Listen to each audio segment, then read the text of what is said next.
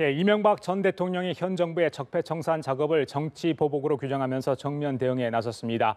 적폐청산의 위기감을 느낀 보수 진영이 단결해야 한다는 목소리가 커지고 있습니다. 한편 집단 탈당으로 두둥강 난 바른정당은 유승민 의원을 새 대표로 선출해 위기 탈출에 나섰습니다. 이 시간 최진 세안대 부총장, 최영두 경남대 초빙 교수 두 분 모시고 정치권 이슈들 짚어보도록 하겠습니다.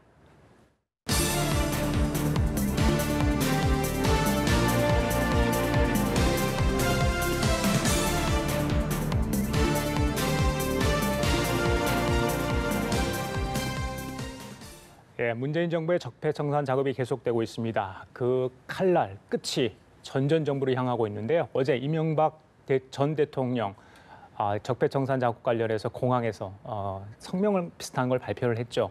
상당한 파문을 낳고 있습니다. 두 분과 함께 이야기를 좀 나눠보도록 하겠습니다. 그 키워드를 좀 보시고 저희들이 대담을 진행하도록 하겠습니다. 첫 대담의 키워드는 이겁니다. 예, 먼저 최 교수님 여쭤볼게요. 어제 이제 처음으로 공개석상에서 입장을 표명을 했습니다. 과거에 이제 뭐 SNS상에서는 한 번 정도 입장이 나온 적이 있지만 이처럼 그것도 다중이 모여 있는 공항에서 입장을 표명했습니다만 어제 나왔던 발언의 수위 그리고 장소가 갖는 의미 어떻게 보세요? 그러니까 그동안 이제 뭐 예고는 했던 발언들이었고 충분히 예상된 반응인데 마침 해외로 나가는 그런 길이었고 또 기자들이 많이 관심을 가졌기 때문에 작심하고 국민들에게 본인의 이제 속마음을 얘기한 것 같습니다. 이후에 이제 반응들을 보면은 뭐 잘했다, 정말 할 말 했구나 이런 반응은 사실 거의 좀 적은 것 같고 대부분이 뭐 정치권에서도 그렇지만 국민들도 뭐 적반하장이다, 뻔뻔하다 이런 비판적인 반응이 좀 주류인 것 같습니다. 근데 과거에 보면요 전현직 대통령이 집권 초에 충돌하는 경우에는 사실 국민들 입장에서 상당히 이 전직 대통령에 대해서는 점수를 작게 줍니다. 예. 그렇기 때문에 공개적으로 발언할 때는 상당히 전직 대통령 발언을 이제 신중을 기할 필요가 있고요. 만약에 저는 그런 생각을 합니다. 저 발언과 반대되는 방향, 보수 진영을 향한 발언이 아니라 국민들을 향한 발언이었으면 어땠을까? 말하자면 문재인 대통령이 정말 개혁을 성공하기를 바란다. 그러나 나도 집권 과정에 해봤지만은 어려움, 애로사항이 있었기 때문에 불가피하게 실수를 했을 수도 있다. 이런 부분을 국민들이 이해해달라. 그리고 혹시 오해가 있다면 검찰 조사에 충분히 제가 응하겠다. 이렇게 표현을 했더라면 오히려 국민들에게 좀 더 좀 긍정적인 반응을 보이지 않았을까 하는 좀 아쉬움이 남습니다. 알겠습니다. 예, 최 교수님. 네, 저도 지금 진 원장님 말씀에 부분적으로 동의를 합니다. 조금 더 사실 심경을 조금 더 잘 자세히 표현해서 못했을까 싶은 생각이 드는데, 근데 지금 말씀하신 것처럼 나도 대통령을 해봤지만 이런저런 잘못이 있고 개혁을 하는 것은 옳은 일인데, 그러나 이제 이런 식은 옳지 않다라고 하는 것을 덧붙여서 못했을까 싶은데요. 그런데 첫 번째는 마침 외국에 바레인에 출국하기로 돼 있었습니다. 바레인에서 우리 대한민국의 성장 비결을 이렇게 전수하는 그런 기회가 있었고, 또 마침 국내에서는 이 출국을 막자라는 뭐 이런 심지어 그런 또 목소리가 있기 때문에 그냥 모른 듯이 나갈 수는 없었을 것 같고요. 또 하나는 지금 이게 뭐 수사가 이루어지는 것도 문제 이루어지고 있습니다만 지금 여당 대표와 여당 중진들의 이 또 발언 또한 수위 또한 없습니다. 적폐의 원조라든가 또는 마치 군을 형신소처럼 이용했다든가 사실 수사 과정에 있는 것이거든요. 그렇다고 한다면은 이전에 저희들이 논두렁 손목시계 사건에서 보았듯이 더구나 전직 대통령입니다. 이 문제에 대해서 좀 신중해야 되는데 심지어는 여당의 중진 의원이 이 사저 앞에서 지금 시위까지 하고 있습니다. 이런 상황에서 아마 전직 대통령으로서는 상당히 좀 턱밑같이 다가온 이런 여러 가지 위협에 대해서 신상 발언을 하지 않을 수 없는 그런 이제 어떤 심정적인 상황이 왔던 것 같고요. 아마 참모들하고 이야기 거쳐서 이 문제의 프레임을 개혁이라기보다는 이건 정치 보복이다라고 잡기로 했던 것 같습니다. 알겠습니다. 자, 오늘 여야 대표는 어제 MB 이명박 전 대통령의 발언에서 어떤 얘기를 할 수 있었는지 자, 두 대표의 이야기를 들어보시겠습니다. 이 전 대통령 측이 혐의가 드러나자 정치 보복 프레임을 걸어보지만 범죄에 대한 응징과 처벌의 필요성은 더욱 분명해지고 있습니다. 이 전 대통령과 관련된 의혹은 수사 과정에서 확인된 문서와 진술에 의한 것일 뿐 그 이상도 그 이하도 없습니다.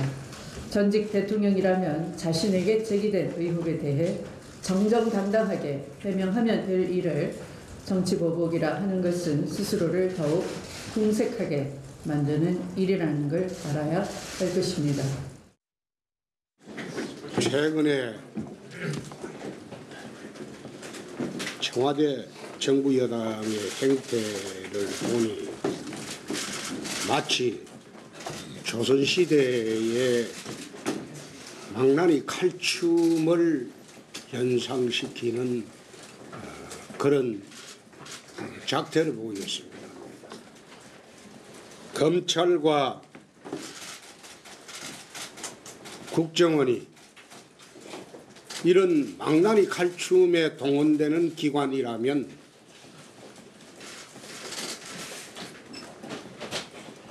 이것은 정권의 충견에 불과하지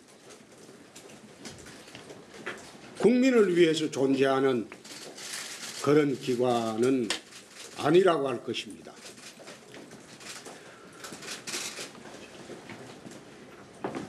우리 당과 우리 보수 우파 세력들은 하나가 되어서 이러한 정치 보복에만 혈안이 된 망나니 칼춤을 막아야 할 것입니다. 예, 문재인 정부의 적폐청산 작업이 진행되면서 보수 우파가 위감을 느꼈다는 느낌을 받을 수 있습니다. 특히 이제 홍준표 대표가 오늘 이제 망나니 칼춤을 연상시킨다 이런 이야기를 했고요. 특히 마지막 대목 들으셨겠지만 우리 당과 보수 우파 세력을 하나가 돼서 이러한 정치 보복의 현안이 된 망나니 칼춤을 막아야 할 것이다 이랬습니다. 자, 보수 우파의 단결을 호소하는 이런 상황인데 뭐 보수 우파라 하면 여러 가지 있겠지만 지금 상황이면 전 정부 그리고 전 정부 네. 박근혜 전 대통령 그리고 이명박 전 대통령이 향하는 이런 수사의 칼끝을 피할 수 있으려면 보수가 좀 결집을 해야 된다 이런 뜻으로 해석되는데 어떻게 보세요? 그러니까 그게 이제 반응이 있으려면 보수 우익이 이명박 전 대통령이나 홍준표 대표 발언에 대해서 공감을 해야 되는 거거든요. 근데 공감을 하지 않고 있다라는 것이 최근 여론조사 수치로 나타나고 있을 뿐만 아니라 그리고 사실 현실적으로 지금 보수의 권리하라고 외쳤는데 사실 보수는 극치 위기입니다. 지금 수치로 문재인 대통령이 많은 공격과 비판을 받고 있지만 70% 중반에서 지금 80% 갔거든요. 지지도가. 거기다가 지금 자유한국당 같은 여론조사는 15%, 20%를 넘지를 못합니다. 이건요 여론조사의 단순한 수치라고 볼지 모르겠지만 민심이 현주소입니다. 그럼 적폐청산에 대해서 공감, 그러니까 동의를 그렇죠. 국민들이 이제 많이 적폐청산을 지지를 하고 있다라고 해야 된다라는 데서 무게중심을 실어주고 있다는 그 반증이거든요. 그런 게 이제 하나 있고 또 하나는 아시다시피 박근혜 전 대통령에 대한 오버랩 현상이 지금 계속 나타나고 있는 겁니다. 사실 박근혜 정부에 드러났던 많은 문제점들 이런 문제점들이 이명박 정부에서 비슷하게 있었구나라기 때문에 이명박근혜라는 이른바 그런 속된 표현에 대해서 국민들이 상당히 좀 공감을 느끼고 있는 부분이 있고 그리고 또 하나는 이제 과거 정부의 핵심적인 역할을 했던 대통령의 최측근이었던 그런 뭐 국정원장이라든지 또 국방장관을 지냈던 사람들이 어떤 속속들이 진술이 나오고 있고 어떤 범죄 의혹 정황들이 지금 나오고 있는 상황이거든요. 그렇기 때문에 보수여 단결하라라는 그런 호소, 어떤 메시지가 사실은 좀 먹혀들기는 힘들다. 힘든 게 현재 여론, 민심이 현주소라고 봅니다. 힘들다. 그런데 어떻게 보세요? 자, MB의 공항 성명 그리고 이제 홍준표 대표 이런 발언들이 보수 세력을 결집시킬 수 있을까? 어느 정도 거의 같은 목소리를 낼 수 있는데 결국엔 친박계 친이계가 함께 갈 수 있는지 그런 여부도 같이 이제 해석할 수 있지 않겠습니까? 네네. 이명박 대통령의 발언으로 보수가 결집할 것이냐 이건 뭐 좀 다른 문제라고 봅니다. 뭐 사실 지금 당사자로서 외국 출국하기 앞서서 또 이 문제에 대해서는 입장을 밝힐 수밖에 없는 입장이었는데 그런데 지금 전반적으로 보자면은 저는 부총장님이랑 의견이 좀 다른데 사실은 많은 분들이 신정부 들어서서 이게 몰아치는 사정 드라이브라는 것이 과거 정부에도 있었습니다. 과거 정부와 똑같이 다르지 않다라는 그런 감정을 많이 느끼고 있고요. 지금 중요한 것은 개혁과 새로운 어떤 질서, 새로운 어떤 그 하나의 그 프레임을 패러다임을 만드는 일인데 똑같이 전직 대통령을 조사를 하고 지금 전직 대통령 중에 성한 사람이 한 사람도 없었습니다. 이명박 대통령 전 대통령 한 사람밖에 없었는데 여기까지도 이제 칼끝이 가고 있는 셈이죠. 그래서 전방위적으로 이루어지고 있는. 근데 김관진 장관이 구속된 걸 사실 깜짝 놀랐습니다. 예. 김관진 장관은 사실 노무현 대통령 시절에 발탁됐던 호남 출신 군인입니다. 이 군인이 워낙 잘해서 이명박 대통령 또 박근혜 대통령을 거치면서 사실 진보 정부에서 발탁됐던 장군을 보수 정부에서 연이었었던 사람이거든요. 이분이 굉장히 그 북한의 도발에 단호하게 맞섰고 한미 연합사의 평가, 특히 미국 측의 평가에서도 지난 시기에 북한의 그 도발을 아주 단호하게 막는 아주 효과적인 그 언행과 태도를 보임으로써 굉장히 훌륭한 무장이었다 이런 평가를 받고 있습니다. 예.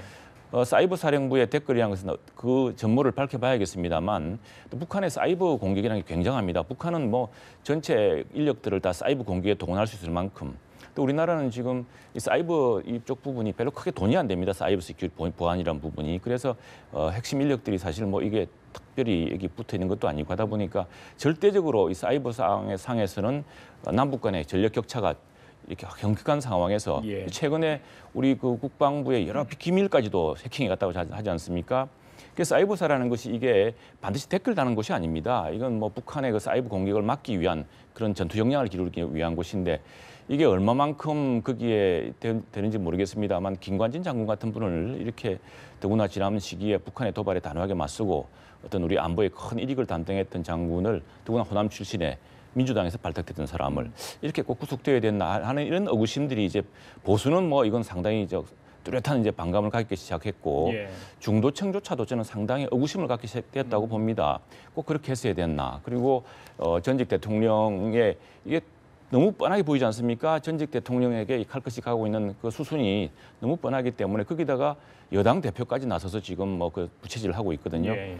이런 것들이 과연 진정한 계획을 위해서도 현명한 것이냐 이렇게 극단적인 대립과 분열을 불러일으킨 것이 과연 현명한 일이냐 이것이 정말 개혁과 우리나라의 발전에 정말 촛불 정신에 맞는 것이냐 예. 이런 것들에 대한 의구심들이 저는 생기고 있다고 봅니다. 그렇습니다. 결과론적으로는 일단 김관진 전 장관은 구속이 됐습니다. 예. 그렇다 보니까 이제 결국 남은 사람은 MB가 아닌가 네. 이제 국민들 그렇게 생각할 수 있지 않습니까? 네네. 검찰은 굉장히 신중한 것 같습니다. 그렇습니다. 그 혐의 사실의 공범도 적시가 안 된 네네. 일단은 그렇게 네. 돼 있는 걸 알려주고 있는데 자 어떻게 보세요? 그 검찰의 직접 소환 가능성 방금 잠깐 언급하셨지만 그게 가져오는 파장이 굉장히 클 것 같은데 어떻게 좀 그렇습니다. 전망을 하십니까? 예, 뭐 당시에 노무현 대통령 지난 정부 시절에 이제 노무현 대통령이 검찰에 출두할 때도 굉장히 오랜 동안의 수사와 또 여러 그 논의가 있었습니다. 그리고 아마 대체로 그 권력 내부에서는 불구속 기소 방향으로 잡고서 했는데 그 시기에 그걸 어떻게 할 것인지를 두고 검찰도 내부적 고민을 많이 했던 것 같고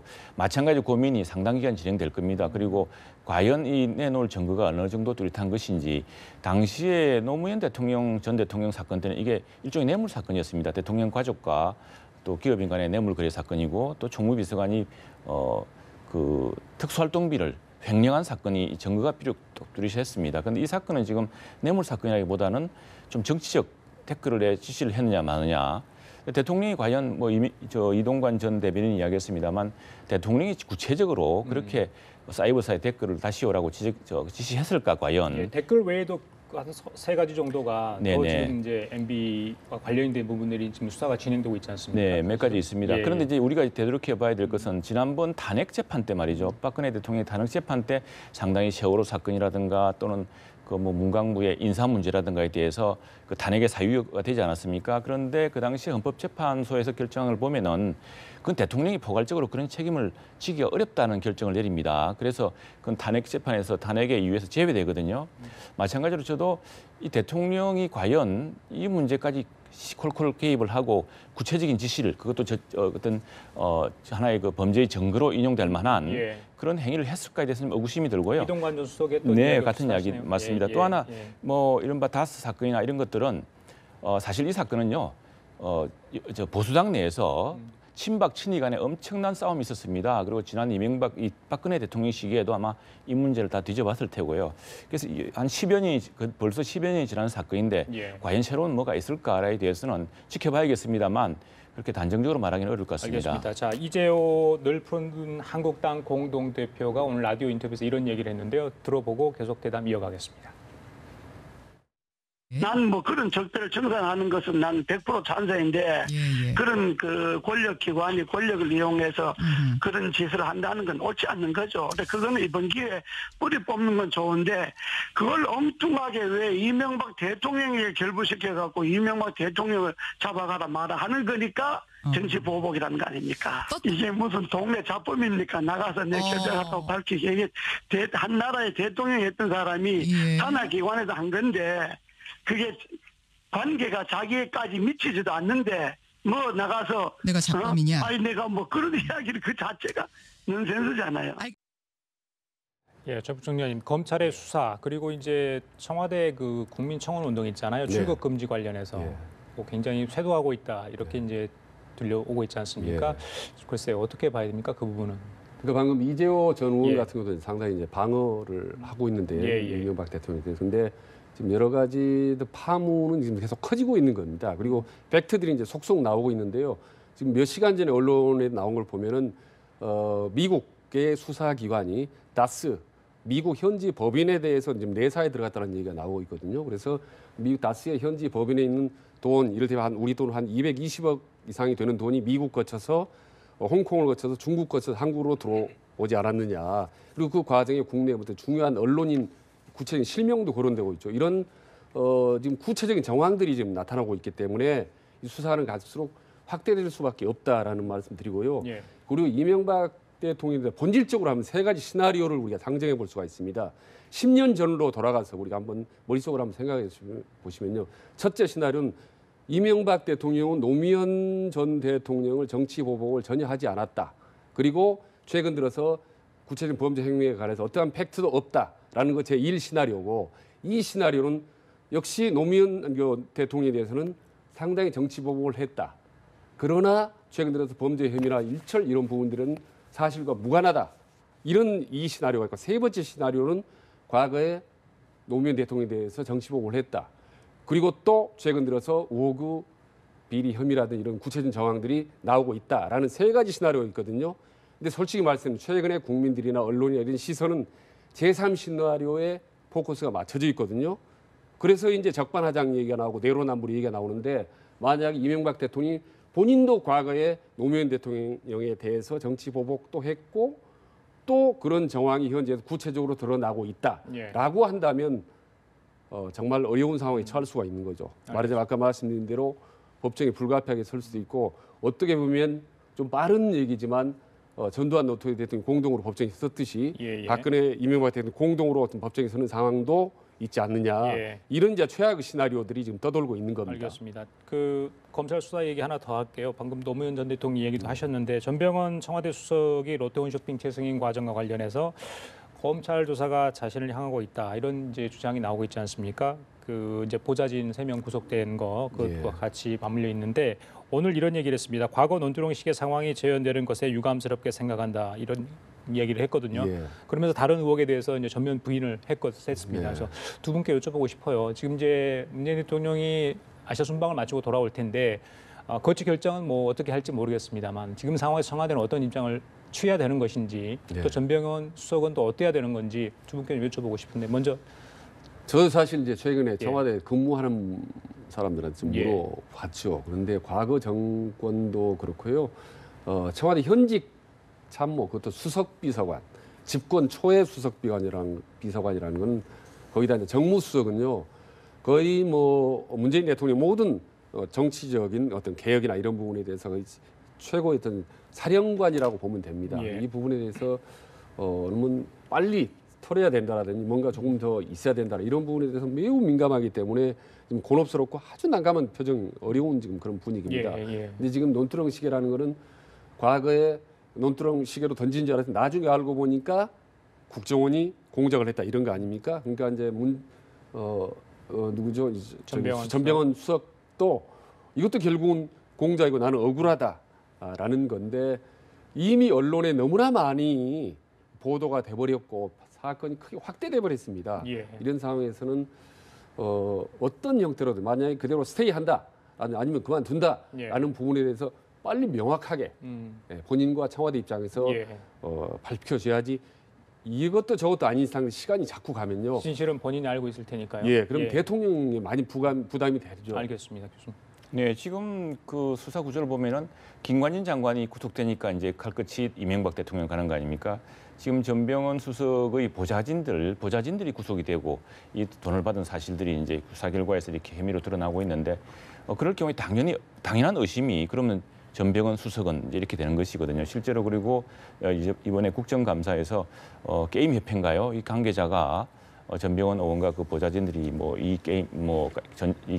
게임 쪽을 좌지우지했다 뭐 이런 이야기도 하고 했습니다만 이 부분 아마 검찰에서 수사 결과가 나올 겁니다. 그리고 지금 뭐 전직 대통령 주변을 당한 수사도 이루어지고 있고 어떤 경우에는 업참마속을 해야 될지도 모르겠고 또 어느 경우든 수사는 아주 뭐 수사 결과를 덮을 수는 없습니다. 이 검찰 수사가요. 저도 예전에 법조를 출입해 보면은 이게 언젠가는 밝혀집니다. 지금 당장은 덮을 수 있었지만 그 뒤에 또 다른 게 나오고 그래서 이 불을 덮을 수 없다라는 말이 있습니다.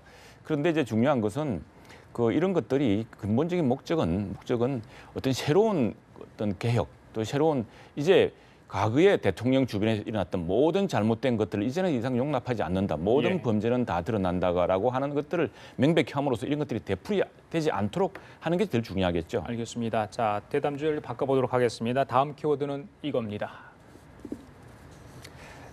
원내 11석 유상이 격화된 바른정당 오늘 오전 전당대회를 열었습니다. 예상대로 유승민 의원이 새 대표로 선출이 됐죠. 유 대표 과제가 굉장히 많습니다. 일단 유승민 의원의 이제 대표가 됐죠. 대표의 당선 소감 들어보시겠습니다. 여러분은 오늘 저를 보수당의 대표로 뽑아주셨습니다. 가짜 보수당의 대표가 아니라 진짜 보수당의 대표로 뽑아주셨습니다.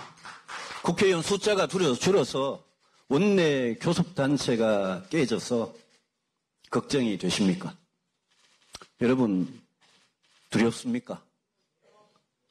우리가 이대로 사라질지 모를까 봐 여러분 겁납니까? 저는 두렵지 않습니다. 겁나지도 않습니다. 지금 우리는 죽음의 계곡에 들어섰습니다. 원내 교섭단체가 무너져서 춥고 배고픈 겨울이 시작됐습니다. 이 겨울이 얼마나 길지 우리는 모릅니다. 지난 1월 국민 앞에 무릎을 꿇고 용서를 빌고 새로운 보수를 하겠다는 그 초심으로 돌아가서 같이 갑시다.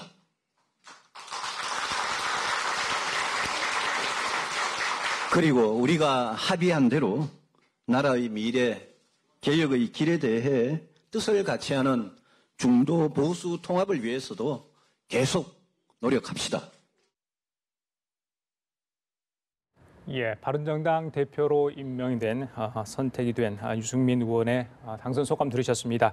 자, 조영 의원이 이제 오늘 탈당 결과 내일 복당할 것 같습니다. 9명 자유한국당으로 돌아가게 됐는데 보수대 통합도 문제지만 지금 바른정당이 추가 분열 이런 가능성도 지금 제기되고 있는 상황 아니겠습니까? 네.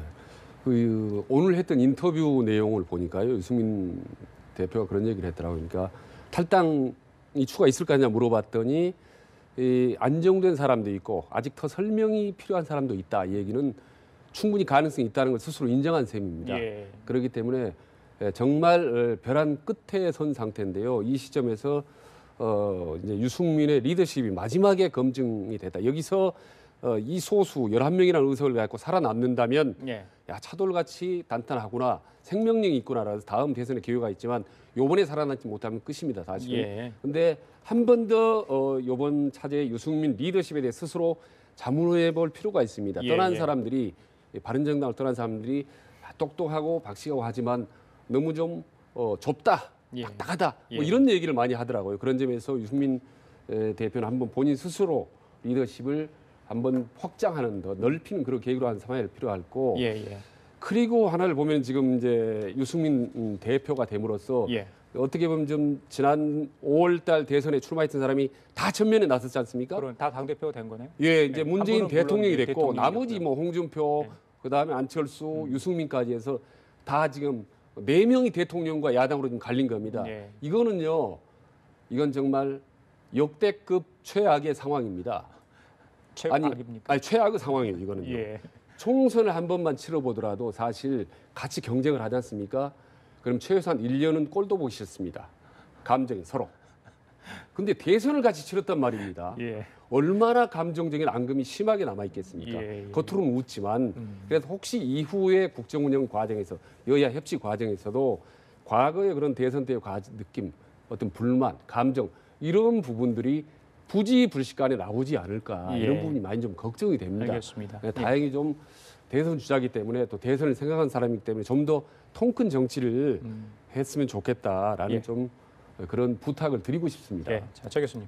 네, 유승민 새로 당선된 대표는 이제 정말 한 달 내에 큰 또 실현에 처할 것으로 보입니다. 한 달 안에 과연 중도 보수의 통합의 논의에 진전을 보일 것인가. 그런데 상황이 어렵습니다. 왜냐하면은 이제 자유한국당 중심으로 구심력이 커졌고 그래서 자유한국당에서는 이제 점점 더 남은 잔류한 이 바른정당 의원들의 복귀 압박이 높아질 겁니다. 예.